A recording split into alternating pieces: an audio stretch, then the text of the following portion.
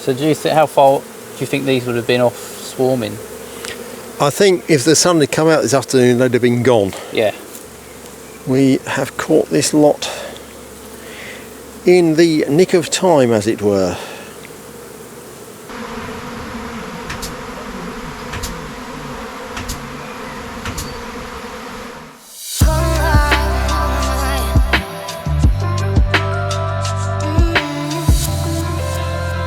In our last inspection that we filmed, Roger and I had found loads and loads of queen cells.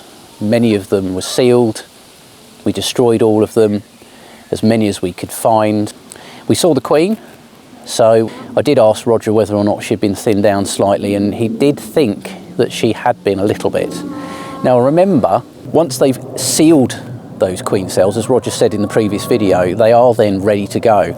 And although Roger was talking about his main method being that, you know, if you destroy all the queen cells regularly enough, you'll actually keep them in the hive, it does rely on you being able to get in there before they're actually sealed over. Once they're sealed, that is it. The message is getting through. They're going to reduce the feed to the queen. She then is able to fly off with a prime swarm. The following day, they actually decided to swarm.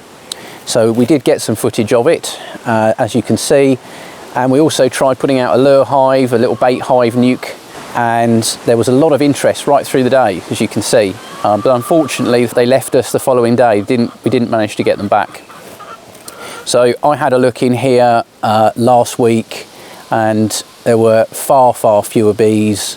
This is a swarmed colony. Look how few bees there are inside this box.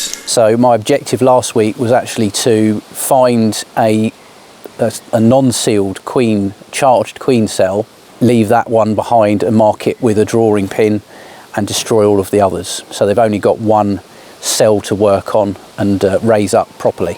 We did have a comment on one of the videos a couple of weeks ago with the Virgin Queen, and they were suggesting that perhaps we shouldn't have had a look in that particular hive if you've got a Virgin Queen. Now, I just want to make the point that if you've got a Virgin Queen from one queen cell in a nuke box, for example, a little bit like the one we've got behind us, and you don't particularly want to check in on them, then there's no real need to have a look, probably for a couple of weeks, and then have a look to see whether there are eggs in there.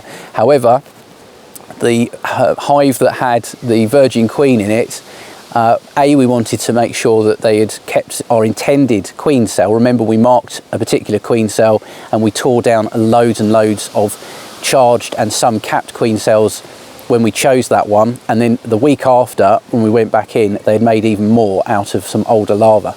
So if we hadn't actually gone in at that time, we wouldn't have seen that she'd hatched, and we wouldn't have been able to show the Virgin Queen, but most importantly, they would have probably gone away with several cast swarms, and that would have been quite detrimental to the future of that particular colony. Anyway, let's get on with it this week and see how our bees are actually doing. Is that a queen, cut the queen cells? There's a couple of queen cups on the side there, but I think they're old ones. I don't know. Anyway, right, so that's an older frame, obviously, so I'm going to move it out.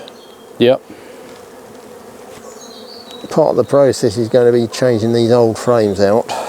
They seem a bit miserable, don't they? Weather, probably. According to the folklore, they get a bit grumpy when it's humid and stormy, so it may just be that.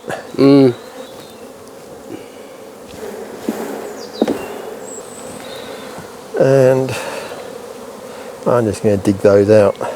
Yeah. Can't see anything in that one. Do you think they're making the queen cups, given they've got a new queen? Any theories? Just mucking about? Do it to keep in practice, I think. I don't know.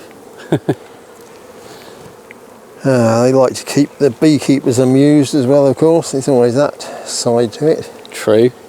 And that's a frame that went in, I think, a week ago.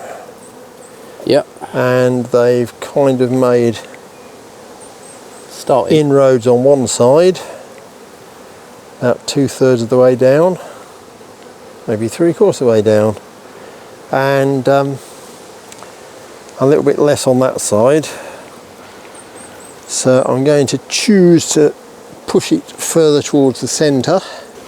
I'm going to leave it the same around, but I'm going to put it between the old one there and this one here.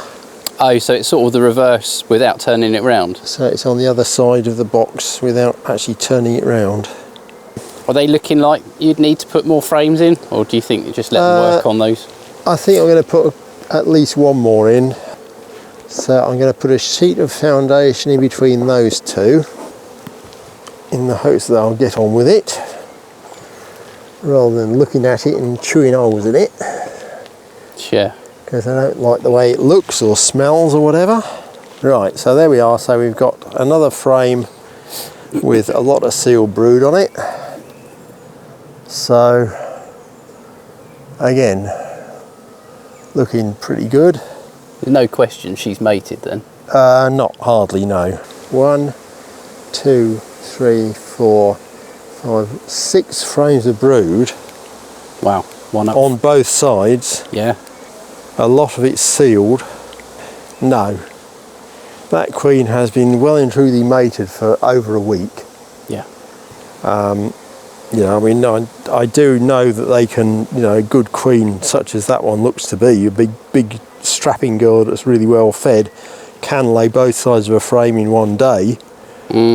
But I've not known them do it on 14 by 12, so, you know, that's at least, I would say, 10 days worth of laying.